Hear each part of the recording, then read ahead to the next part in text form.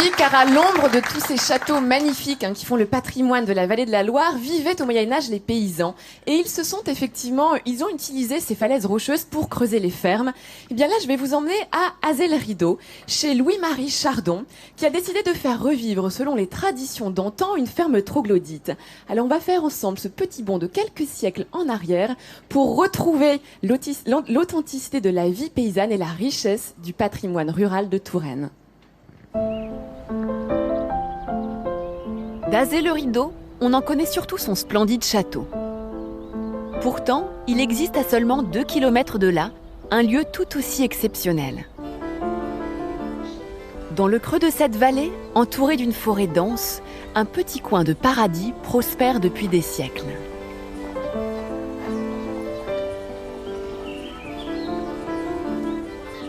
En foulant le sol de cette propriété, on est tout de suite embarqué dans un autre temps.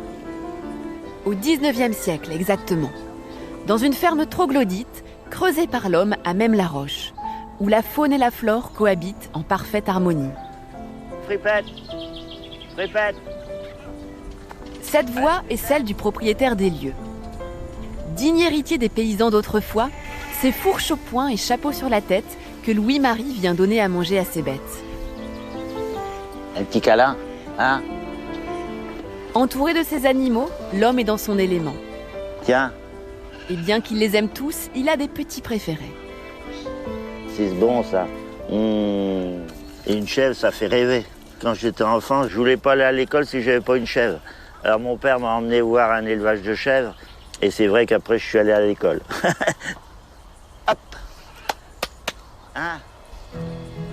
Un peu à l'image de sa chèvre, Louis-Marie n'en a toujours fait qu'à sa tête. Bien que son père le lui interdise, tout petit, il venait jouer ici, dans cette parcelle laissée en friche. C'était un roncier énorme, on ne voyait plus rien. Jusqu'au jour où il eut la surprise de découvrir sous des branchages un trésor, ce vieux puits. Une trouvaille teintée de mystère qui a éveillé la curiosité de Louis-Marie. Je me suis dit en bas, un puits, l'endroit creusé à quoi il a été utilisé. Je me suis dit ici, il y a une mémoire. Petit à petit, la ferme troglodyte a refait surface. Louis-Marie n'en revient toujours pas.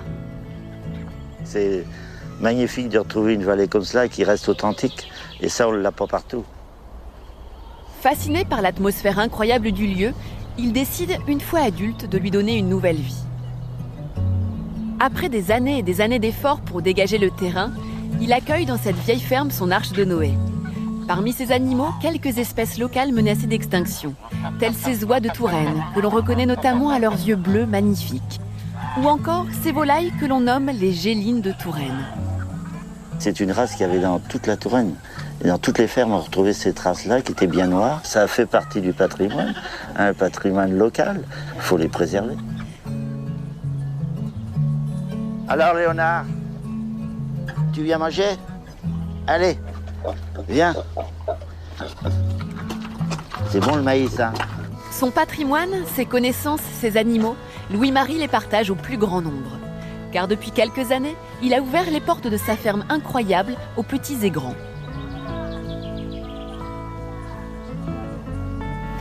Tu peux manger. Attends, c'est là. Désormais, les enfants peuvent se régaler avec tous ces animaux. Mais pour les plus citadins d'entre eux, les premiers contacts se font avec une petite appréhension. À première vue, Jean-Baptiste, 9 ans, n'a pas l'air bien rassuré. Voilà, allez. C'est pas les petits enfants de la campagne, ça. Tiens, comme ça, il va pas bouger. Il faut dire que c'est la première fois qu'il prend un lapin dans ses bras. Dépassé ce premier contact, quelques instants suffisent pour que le petit garçon et l'animal s'apprivoisent. En voyant le visage souriant de ce petit garçon, on ne peut s'empêcher de penser à Louis-Marie lorsqu'il était enfant, aux ronciers dans lesquels il venait jouer, à son trésor. Une jolie histoire vieille d'un demi-siècle qui continue de s'écrire. Alors, si vous êtes dans la région ce week-end, je ne peux que vous conseiller d'aller visiter cette ferme troglodyte et Louis-Marie vous accueillera durant les journées du patrimoine, justement, ce sera ouvert.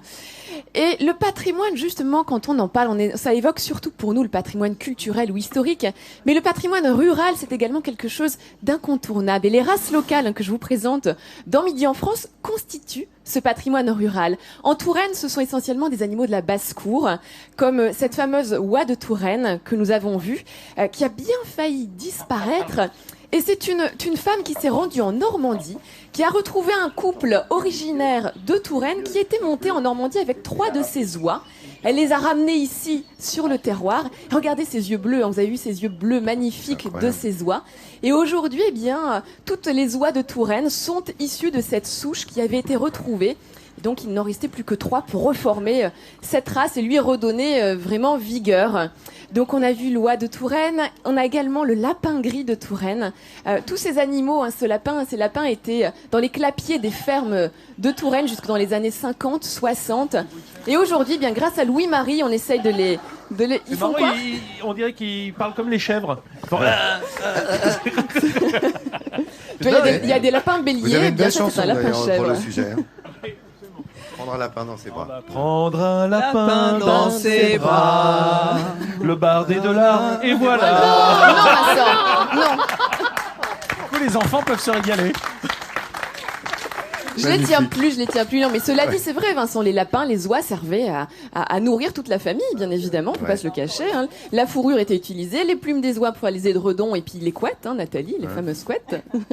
Donc voilà, tout ce patrimoine que je vous conseille d'aller voir dans la ferme de Louis-Marie. Merci Hélène.